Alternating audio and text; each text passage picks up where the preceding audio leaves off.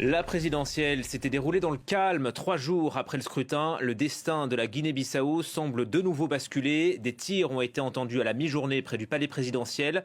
Le président Umaru Sissoco Embalo annonce à Jeune Afrique avoir été arrêté vers midi alors qu'il se trouvait dans son bureau. Les dernières informations avec Sarah Sacco en direct de Dakar. Sarah, vous êtes notre correspondante régionale. Vous avez été en Guinée-Bissau très récemment. Qu'est-ce qu'on sait à ce stade pour l'instant ? Écoutez, ce qu'on sait, c'est qu'effectivement, il y a eu des tirs, des rafales à la mi-journée. Alors d'abord, ça s'est passé aux alentours de la Commission nationale électorale qui se trouve en plein centre-ville, pas très loin d'ailleurs du palais présidentiel. Et puis ensuite, les témoins que nous avons pu joindre nous parlent de rafales, cette fois à l'arrière, dans le jardin, à l'arrière du palais présidentiel. Ensuite, il y a eu des patrouilles de l'armée, un char a été aperçu, les forces de l'ordre patrouillent à l'heure actuelle. Et vous imaginez, il y a eu un mouvement de panique dans le centre de Bissau au moment où ces tirs ont eu lieu, avec les populations qui essayaient de rentrer rapidement chez eux, de récupérer leurs enfants à l'école avant de se réfugier dans les quartiers plus tranquilles. Et en ce moment, le centre-ville est très très calme. C'est un peu une ville déserte, à part, je vous le disais, des forces armées qui patrouillent. Alors, que s'est-il passé? Difficile à dire. Vous l'avez dit, dans Jeune Afrique, le président Embalo assure qu'il a été arrêté dans son bureau, mais il n'y a pas de manière de confirmer cette information. Il est très difficile de joindre Bissau, déjà en temps normal, encore plus aujourd'hui, et personne ne peut confirmer qu'il est effectivement aux arrêts, et donc difficile d'en savoir plus. Pourquoi a-t-il réussi à se confier pendant qu'il était aux arrêts à un média?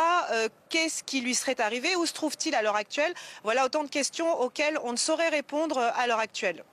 Il accuse un homme, Sarah Sacco, le président Embalo, il accuse le chef d'état-major des armées de terre.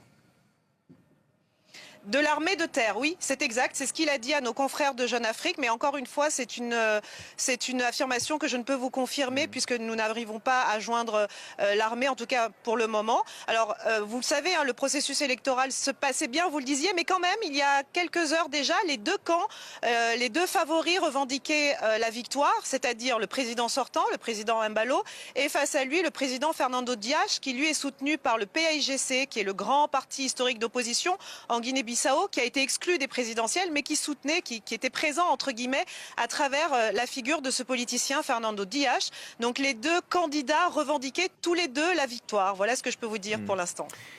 Merci Sarah, on vous retrouvera bien sûr tout au long de la journée pour suivre l'évolution de la situation en Guinée-Bissau. C'est vrai Stéphane qu'il y a ce contexte présidentiel, le pays venait de voter.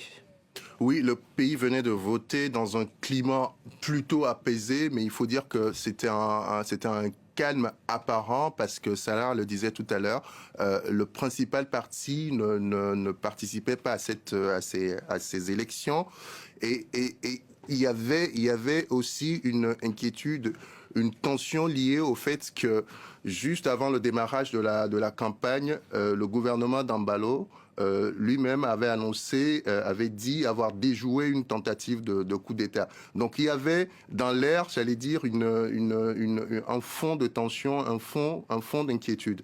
Mais vous savez, l'histoire de la Guinée-Bissau est malheureusement celle-là. C'est une histoire tourmentée. On parle d'une dizaine de coups d'État depuis les indépendances.